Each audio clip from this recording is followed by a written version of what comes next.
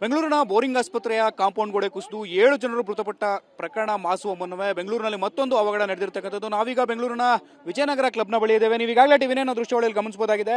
ಸುಮಾರು 10 ರಿಂದ 12 ಅಡಿಗಳ ಉದ್ದ ಇರತಕ್ಕಂಥ ಕಾಂಪೌಂಡ್ ಕೊಲ್ಯಾಪ್ಸ್ ಆಗಿರತಕ್ಕಂಥದ್ದು. ಈ ಹಿನ್ನೆಲೆಯಲ್ಲಿ ಕಾಂಪೌಂಡ್ ಪಕ್ಕದಲ್ಲೇ ಇದ್ದಂಥ ರಸ್ತೆಯಲ್ಲಿ ಪಾರ್ಕ್ ಮಾಡಿದಂಥ ಆಟೋ ಚಾಲಕ ಮೃತಪಟ್ಟಿದ್ದಾನೆ. ಶಿವಬೋರಯ್ಯ, 56 ವರ್ಷದ ಶಿವಬೋರಯ್ಯ ಮೃತಪಟ್ಟಿರ್ತಕ್ಕಂಥ ವ್ಯಕ್ತಿ ಅಂತೇಳಿ ಮಾಹಿತಿ ಲಭ್ಯ ಆಗಿರ್ತಕ್ಕಂಥದ್ದು. ನೀವು ಈಗಾಗಲೇ ಟಿವಿನ ದೃಶ್ಯಾವಳಿಯಲ್ಲಿ ಗಮನಿಸಬಹುದಾಗಿದೆ. ಈ ಒಂದು ಕಾಂಪೌಂಡ್ ಗೋಡೆ ಏನಿದೆ, ಕಾಂಪೌಂಡ್ ಗೋಡದ ಪಕ್ಕದಲ್ಲಿಯೇ ಆಟೋ ಚಾಲಕ ಆಟೋವನ್ನು ಪಾರ್ಕ್ ಮಾಡಿ ನಿಂತಿರ್ತಾನೆ. ಅಂದ್ರೆ ಮಳೆ ಬಂದಂತ ಸಂದರ್ಭದಲ್ಲಿ 6:45 ವೇಳೆಗೆ ಈ ಒಂದು ಘಟನೆ ನಡೆದಿದೆ ಅಂತೇಳಿ ಟಿವಿ9ಗೆ ಮಾಹಿತಿ ಲಭ್ಯ ಆಗಿರ್ತಕ್ಕಂಥದ್ದು. ನೀವು ಈಗಾಗಲೇ ಗಮನಿಸಬಹುದಾಗಿದೆ ಎಷ್ಟರ ಮಟ್ಟಿಗೆ ಆಟೋ ಸಂಪೂರ್ಣವಾಗಿ ಜಖಂ ಆಗಿರ್ತಕ್ಕಂಥದ್ದು ಅಂತೇಳಿ. ಸುಮಾರು 10 ರಿಂದ 12 ಅಡಿಗಳಷ್ಟು ಉದ್ದವಾಗಿರ್ತಕ್ಕಂಥ ಗೋಡೆ ಸಂಪೂರ್ಣವಾಗಿ ಸುಮಾರು 25 ರಿಂದ 30 ಅಡಿಗಳವಷ್ಟುವರೆಗೂ ಕೂಡ ಕೊಲ್ಯಾಪ್ಸ್ ಆಗಿರ್ತಕ್ಕಂಥದ್ದು. ನೀವು ಬಲಭಾಗದಲ್ಲಿ ಏನು ಗಮನಿಸ್ತಾ ಇದ್ರೆ ಇದು ವಿಜಯನಗರ ಕ್ಲಬ್ ಇರ್ತಕ್ಕಂಥದ್ದು. ಕ್ಲಬ್ನ ಒಳಭಾಗದಲ್ಲಿ ಸ್ವಿಮ್ಮಿಂಗ್ ಪೂಲ್ ಇದೆ. ಸ್ವಿಮ್ಮಿಂಗ್ ಪೂಲ್ಗೆ ಹೊಂದಿಕೊಂಡಂತೆ ಇರ್ತಕ್ಕಂಥ ಈ ಒಂದು ಕಾಂಪೌಂಡ್ ಗೋಡೆ ಸಂಪೂರ್ಣವಾಗಿ ಕೊಲ್ಯಾಪ್ಸ್ ಆಗಿರ್ತಕ್ಕಂಥ ದೃಶ್ಯಾವಳಿಗಳನ್ನ ಗಮನಿಸ್ತಾ ಇದ್ದೀರಾ. ಈ ಒಂದು ಗೋಡೆ ಕೊಲ್ಯಾಪ್ಸ್ ಆಗಿರ್ತಕ್ಕಂಥ ಹಿನ್ನೆಲೆಯಲ್ಲಿ, ಕಾಂಪೌಂಡ್ ಗೋಡೆ ಕೊಲ್ಯಾಪ್ಸ್ ಆಗಿರ್ತಕ್ಕಂಥ ಹಿನ್ನೆಲೆಯಲ್ಲಿ ಪಕ್ಕದಲ್ಲೇ ಇದ್ದಂತ 3-4 ವಿದ್ಯುತ್ ಕಂಬಗಳು ಕೂಡ ಧರೆಶಾಹಿ ಆಗಿರ್ತಕ್ಕಂಥದ್ದನ್ನ ಗಮನಿಸಬಹುದಾಗಿದೆ. ಒಟ್ಟಾರೆಯಾಗಿ ಘಟನೆ ನಡೆದಂತ ಸಂದರ್ಭದಲ್ಲಿ ಆಟೋ ಚಾಲಕ ಓರ್ವ ಮಾತ್ರ, ಅಂತ ಶಿವಬೋರಯ್ಯ ಎಂಬಾತ ಮಾತ್ರ ಆಟೋದಲ್ಲಿದ್ದ. ಈ ಹಿನ್ನೆಲೆಯಲ್ಲಿ ಆತ ಮಾತ್ರ ಸಾವನ್ನಪ್ಪಿರ್ತಕ್ಕಂಥದ್ದು.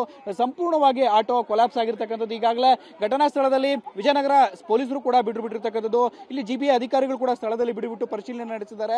ಶಿವಬೋರಯ್ಯ ಎಂಬಾತ ಮೃತಪಟ್ಟಿರ್ತಕ್ಕಂಥ ಚಾಲಕ, 56 ವರ್ಷದ ಶಿವಬೋರಯ್ಯ ಎಂಬಾತನ ಮೃತದೇಹವನ್ನು ಈಗಾಗಲೇ ಮರಣೋತ್ತರ ಪರೀಕ್ಷೆಗಾಗಿ ವಿಕ್ಟೋರಿಯಾ ಆಸ್ಪತ್ರೆಗೂ ಕೂಡ ರವಾನೆಯನ್ನು ಮಾಡಿರ್ತಕ್ಕಂಥದ್ದು. ನೀವೀಗಾಗಲೇ ಗಮನಿಸಬಹುದಾಗಿದೆ ಟಿವಿ9 ದೃಶ್ಯಾವಳಿಗಳಲ್ಲಿ. ಸಂಪೂರ್ಣವಾಗಿ 25 ಅಡಿಗಳವರೆಗೂ ಕೂಡ ವಾಲ್ ಕೊಲ್ಯಾಪ್ಸ್ ಆಗಿರ್ತಕ್ಕಂಥ ಹಿನ್ನೆಲೆಯಲ್ಲಿ ಈಗಾಗಲೇ ತೆರವುಗೊಳಿಸೋದಕ್ಕೂ ಕೂಡ ಸಿದ್ಧತೆಗಳನ್ನು ಮಾಡಿಕೊಂಡಿರ್ತಕ್ಕಂಥದ್ದು. ನೀವು ಗಮನಿಸಬಹುದಾಗಿದೆ ಜೆಸಿಬಿಯ ಮೂಲಕ ತೆರವುಗೊಳಿಸೋದಕ್ಕೆ ಸಿದ್ಧತೆಯನ್ನು ಮಾಡಿಕೊಂಡಿದ್ದಾರೆ. ಈ ಆಟೋದ ಹಿಂಬದಿಯಲ್ಲಿ ಇದ್ದಂತ ಇನ್ನೊಂದು ಟ್ರಕ್ ಏನಿದೆ, ಅದೊಂದು ಮಿನಿ ಟ್ರಕ್ ನೀವು ಗಮನಿಸಬಹುದಾಗಿದೆ.